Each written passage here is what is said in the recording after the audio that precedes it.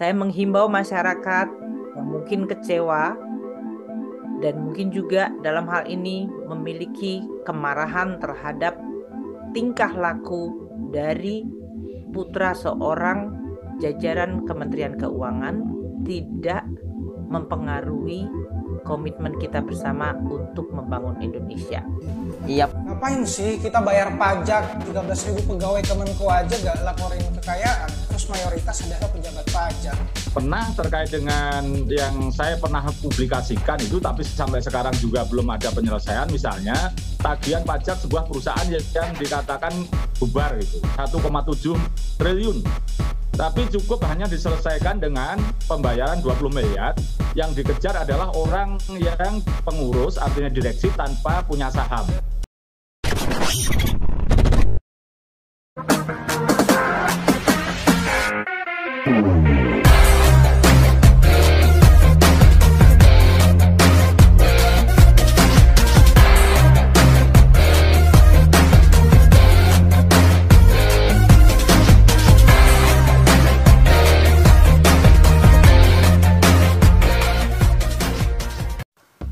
Ya, Indonesia kan negara kita sendiri ya.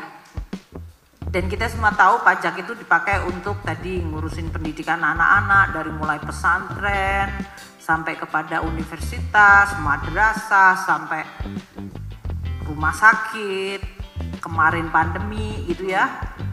Pajak juga sebetulnya yang Anda nikmati tiap hari. Tadi pagi pasti Anda semuanya entah minum teh, makan nasi goreng, itu pasti dimasaknya pakai LPG. Kalau LPG-nya 3 kilo Anda menikmati itu uang pajak subsidi. Kalau Anda ngecharge baterai atau ada listrik di rumah, itu Anda dapat juga subsidi dari kita, itu adalah pajak juga. Anda jalan raya, jalannya dibangun, itu juga pakai pajak. Jadi mereka yang menyampaikan hashtag nggak bayar pajak, ya berarti Anda nggak kepengen tinggal di Indonesia atau tidak kepengen lihat Indonesia bagus gitu aja. Jadi nggak usah disanggapin. Rasanya malah masyarakat sendiri yang saya lihat kayaknya pada kemudian meng-counter karena mereka merasa memiliki Indonesia. That's why nggak muncul. Artinya mereka mengatakan, who are you telling us not to pay tax? Gitu. Siapa kamu nyuruh kita nggak bayar pajak? Ini negara kita sendiri. Mau bikin semuanya menjadi bagus, ya kita yang bikin. Mau bikin republik ini rusak, ya kita sendiri yang bikin gitu. Jangan terbiasa untuk nyalah-nyalain orang lain gitu. Jadi kita openin kita sendiri, urusin kita sendiri. Kalau ada yang kurang, perbaiki terus. Nggak pernah nyerah itu. Makanya saya selalu bilang jangan pernah lelah mencintai Indonesia. Karena mencintai ini perlu banyak. Jadi itu tadi, perlu banyak kerja keras. Komentar ini terlontar dari beberapa ketikan pedes netizen, entah candaan atau serius. Harusnya sih malu, orang yang terdidik, orang yang lebih mengerti tentang hal ini, malah menunjukkan contoh yang tidak etis, bukti gagalnya sebuah proses institusionalisasi sebuah institusi, yang harusnya memberikan manfaat kepada masyarakat, justru merampas dan mengkhianati masyarakat dengan cara yang tidak adil, yang akhirnya menjadi sumber ketidakadilan dan ketidaksetaraan. Pajak seharusnya menjadi alat untuk menciptakan kemakmuran dan keadilan sosial, bukan untuk memperkaya segelintir orang. Jika seorang pejabat pajak tidak melaporkan kekayaannya, itu merupakan tindakan yang tidak etis dan melanggar hukum. Sebagai pejabat pemerintah, pejabat pajak memiliki kewajiban untuk memberikan contoh yang baik dan menjaga kepercayaan publik pada institusi yang mereka wakili. Ya, ketika pejabat publik mengambil keuntungan dari posisi mereka mengkhianati kepercayaan publik dan tidak ada kejahatan yang lebih besar daripada korupsi, serta tidak ada korupsi yang lebih besar daripada penyalahgunaan kepercayaan publik. Dengarkan, ini suara publik. Apa jadinya jika masyarakat malas bayar pajak gara-gara tingkah segelintir pejabat yang tidak tahu malu? Share ya, biar nyampe ke pejabat kita yang terhormat. Saya menghimbau masyarakat yang mungkin kecewa dan mungkin juga dalam hal ini memiliki kemarahan terhadap tingkah laku dari putra seorang jajaran Kementerian Keuangan tidak mempengaruhi komitmen kita bersama untuk membangun Indonesia.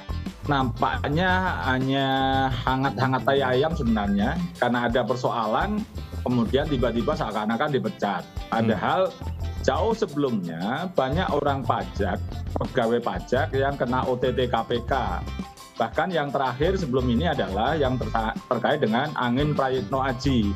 Itu baru aja didakwa dia mencuci uang 44 miliar. Jadi sebenarnya mestinya kalau ini tidak hangat-hangat ayam begini sebenarnya sudah bisa diantisipasi kemarin-kemarin. Karena apa? Persoalan-persoalan ini banyak hal yang melatar belakangi. Pernah terkait dengan yang saya pernah publikasikan itu tapi sampai sekarang juga belum ada penyelesaian, misalnya tagihan pajak sebuah perusahaan yang dikatakan bubar itu 1,7 triliun.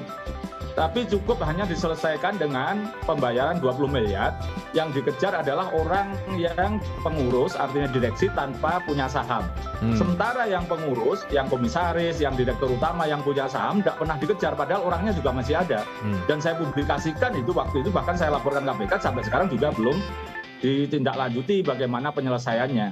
Jadi sebenarnya kalau oknum pajak ini banyak yang berharta banyak gitu atau kaya gitu sebenarnya seperti rahasia umum sebenarnya gitu, dan mereka juga sebagian juga memang tidak melaporkan itu secara detail, secara penuh ke LHKPN. Namun sayangnya kan nyatanya ini promosi punya jabatan. Kalau mau fair sebenarnya kan orang-orang yang tidak lapor atau tidak tertib lapor itu mestinya kan tidak dikasih jabatan, apalagi tidak pengertiannya promosi. Nah, beberapa kali kan saya juga misalnya bukan hanya di pajak, di bea cukai, bahkan kemarin baru aja inkrah yang diduga melakukan tindak pidana korupsi di bandara berkaitan dengan jasa kurir. Dan itu nyatanya hal-hal yang menurut saya sesuatu yang belum bisa diselesaikan oleh Kementerian Keuangan. Dan ini sebenarnya kalau saya ingin boleh menyatakan apa permasalahannya, ini keteladanan. Banyak hal yang belum bisa dilakukan keteladanan oleh pemimpin-pemimpinnya, sehingga aparat yang di bawah oknum-oknumnya banyak yang nakal. Itu kan kok sebenarnya sejak dulu, dan selalu ada pemicunya kalau mau gitu. Di OTT KPK pegawai pajak itu banyak.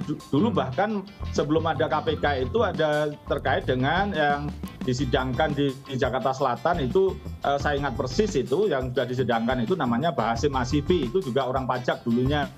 Tapi kemudian itu ya hanya terpulang hanya itu aja yang kena proses, yang lain-lain juga tidak ada pembenahan, dan itu menurut saya itulah yang pekerjaan rumah yang belum diselesaikan oleh Bu Sri Mulyani sampai saat ini, belum dituntaskan lah setidaknya. Karena beberapa juga kalau mau dilacak seperti motor gede ini, jangan-jangan ini juga tidak bayar bea masuk, karena beberapa sepengetahuan saya banyak barang mewah, mobil mewah, motor gede ini yang masuk kemudian pajaknya seakan-akan bea masuknya terhutang, sampai barangnya rongsok itu bea masuknya juga masih tertulis terhutang. Paling-paling ujung-ujungnya kalau itu ketahuan pura-pura diberikan KPNL terus dilelang, seakan-akan itu barang rampasan. Jadi ini yang masih banyak yang kendaraan mewah itu banyak yang diduga bodong kan, sampai saat ini pun mereka banyak yang diduga bodong, mobil-mobil mewah, motor gede ataupun barang-barang mewah yang lainnya.